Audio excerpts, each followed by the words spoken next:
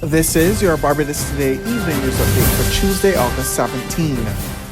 A 29-year-old man is now on remand at Her Majesty's Prison Dodds on 2 counts of murder.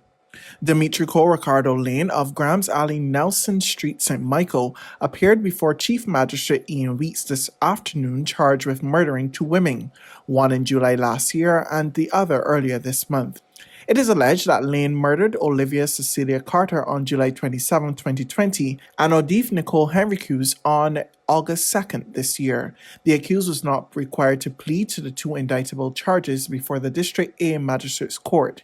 He will make his next court appearance on September 14th.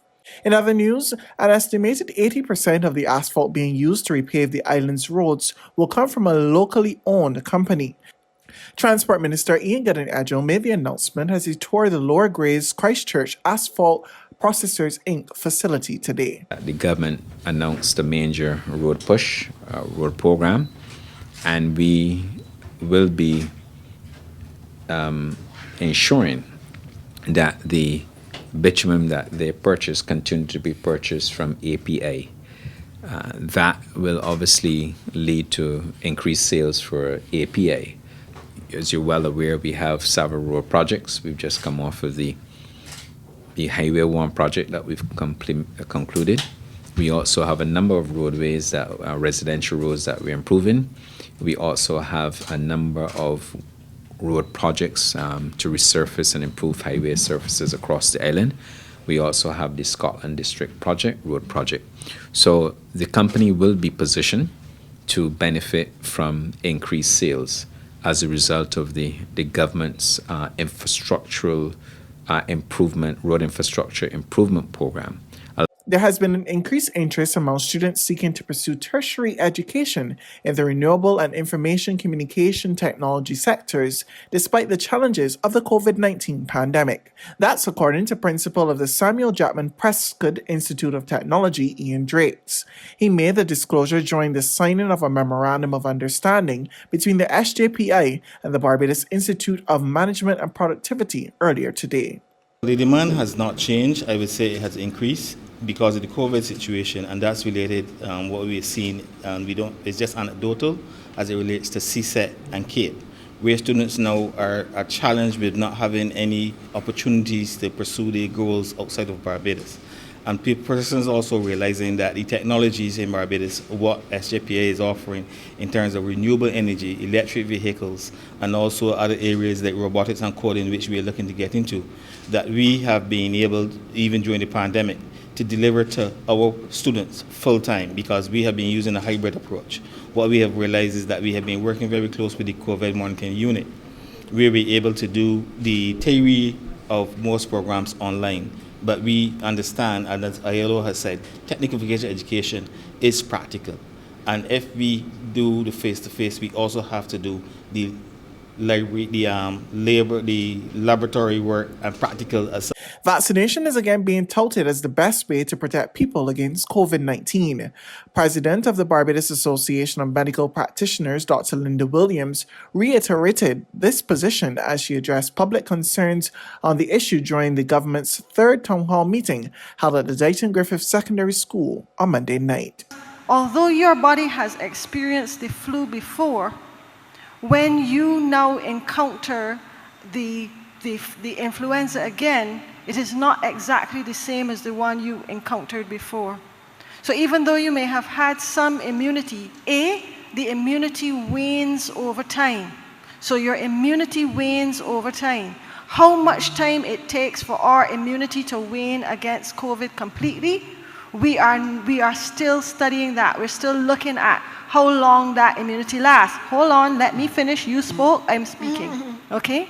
And the second part of that is that while you are waning from the immunity of the variant that you experience, other variants are coming into the space to which you have not developed immunity. So what we found is that people who were initially infected with the what we call the original strain that came out of China back in early in 2020, they also went on to get COVID sometimes more than one time. So their immunity, which they had to the original variant, waned, and they became susceptible and were infected again. Now to the latest COVID-19 figures. Barbados recorded 21 new cases on Monday. The 10 males and 11 females were identified out of the 1,233 tests conducted by the Barbados Santos Public Health Laboratory.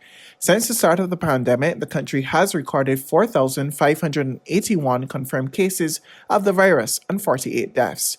Meanwhile, 101,149 first doses have been administered under the National Vaccination Program for COVID-19 to date. 86,141 people, or 31.8% of the population, have received their second dose and are fully vaccinated. There's regional and international news after this short break.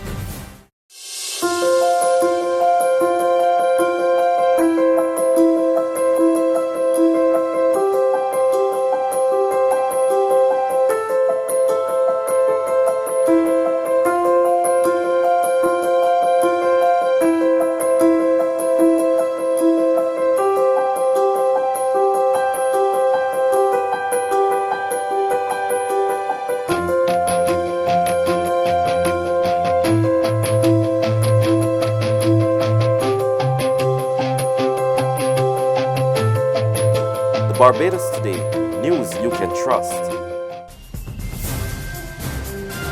To regional news now, Haitians left homeless following Saturday's deadly 7.2 magnitude earthquake were forced to hunker down in tent shelters as Tropical Storm Grace dumped heavy showers near the worst hit areas, exacerbating the crisis. More in this report from Reuters TV.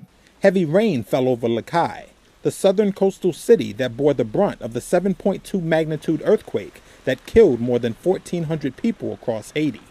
Inside a tent city, hundreds of people scrambled to repair makeshift coverings made of wooden poles and tarps that were destroyed by Grace overnight. Some took cover under plastic sheets. The rain fell on top of us. We slept sitting down on chairs. Nobody has come to help us. We have no tarps. We sleep here sitting down. I don't want to go home. I am in God's hands. It's not good here by the coast. My home was destroyed. I have nothing to use to sleep. Look, there's lots of children here. I really have nothing. The storm complicated rescue efforts and made it difficult to provide aid and relief to hundreds of thousands left struggling for food, water, or shelter.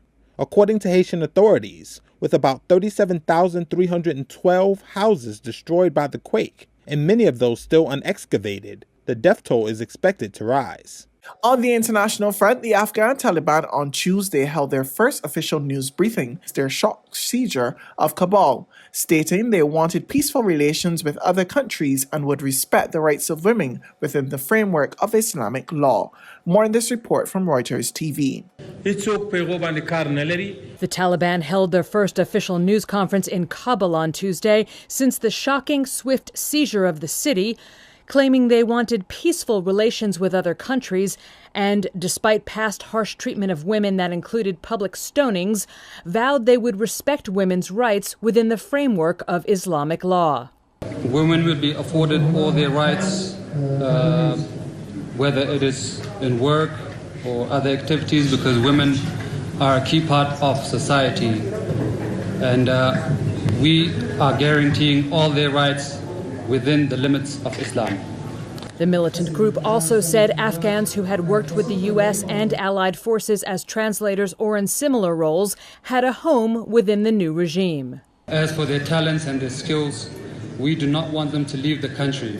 We want them to serve their own homeland. Locals gathered around television sets to watch the press conference, like these men in a Kabul pool hall. I am worried and hope there will be peace, stability, and a good system in the country. There is a lot of anarchy in the current government, so let's see what the Taliban will do for us. That's news, but for the very latest, visit us at www.barbadostoday.bb. You can also subscribe to our e-paper, email updates, or like us on Facebook, and sign up for our breaking news alerts via WhatsApp.